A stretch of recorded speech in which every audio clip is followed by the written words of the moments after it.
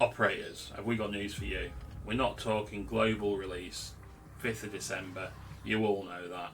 We're dropping some big updates on the Operation Delta Force itself.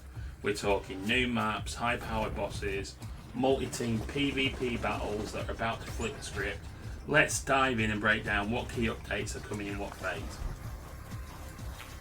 So the Rakesh map has dropped in as part of phase 1. This is part of the early access. We're also going to see maybe an extension to Rakesh with Bakshi-Babel. Babel is a tower that's currently in the game in the Chinese version. You can see it from Rakesh, but you're not able to access it. We think you might be able to access this as part of phase 2, and there's rumour that there may be a boss in there as well, a high powered businessman that's running the show. Let's see if we get access as part of phase 2 towards the back end of the year, early January. So there's one new co-op mode we think coming. We're not 100% sure, so we've left it to the end. It's meant to come at the back end of phase 2. It's called Ouroboros, or the snake that eats its own tail. We think it means something around a co-op mode where you're facing challenges that won't quit, where you've got enemies keep attacking wave after wave after wave, so it might be some sort of hold your ground type mission. See what it is. Hopefully you've got it right and it drops in. Let us know what you think of that one. While we're talking about bosses, we're going to see another boss on Zero Dam. We think this is Dr. Rometheus, a new boss causing trouble at Zero Dam. This guy is a mad scientist type that's gone a bit rogue with his tech experiments. Think of advanced robotics, AI drones, unpredictable tech that will cause chaos that you'll have to take down. So not only do we see the new co-op mission, we also are seeing a new trench warfare map. It's an open battlefield full of deep trenches, bunkers and heavy artillery positions. This is classic warfare designed for intense firefights, tactical plays, dig in, hold the line, expect brutal back and forth battles.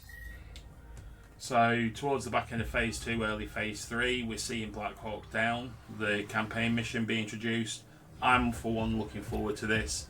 I'd like to see how this campaign has been brought up to date for 2025. Hopefully sticking loyal to the original story. I want to see it with the new graphics and the new map, so let's see what happens. So obviously with the introduction of Dr. Rometheus, it sounds like we're getting a new area as part of phase 3 in Zero Dam. So I don't know if this is a locked location that we can't get to in the dam at the moment that we're going to see open up as part of this. It might be an event, or it might be something that's there all the time. We'll have to wait and see.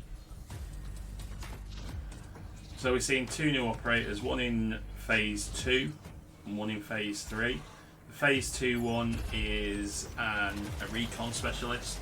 We think she is using a chemical drone, and there's hints of a gas mask and other bits and pieces.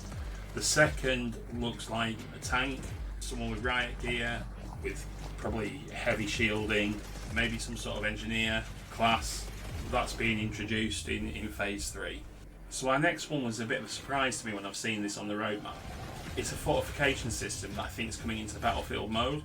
The new fortification system lets you reinforce positions. It might be something to do with the trench warfare, but it might be to do with all maps. Reinforce positions dynamically. Imagine being able to build a defense during the mission, adapting the flow of the battle on the fly. This system adds a new layer, I think, of strategy to every mission.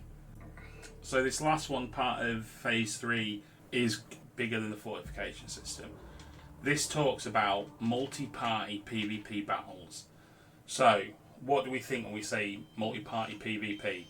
I'm thinking instead of the battlefield mode where we've got the 2v2, 32v32 big open expanse battles, I think we're talking smaller teams but multiple teams, more than 2. So 3, maybe 4, maybe 5 teams.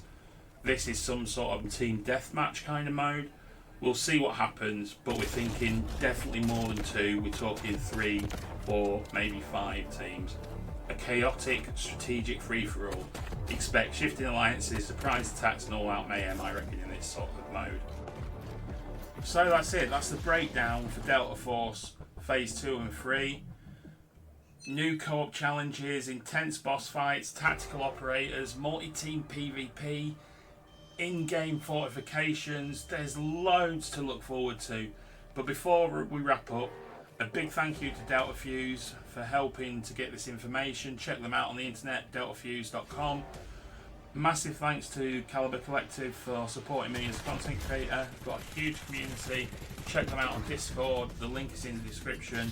They're really into their FPS and extraction shooter games. They've got loads of knowledge. Give them a look. Also, the usual, if you like the video, give it a like. Please give it a share. There's a lot of info here that people aren't aware of, so let's try and get it out there. Leave us a comment. What are you most looking forward to now? Is there some stuff in here that you really wasn't expecting to see as part of Delta Force? Let us know what you think in the comments below. Stay tuned for the next video. See you all soon. Thanks, bye.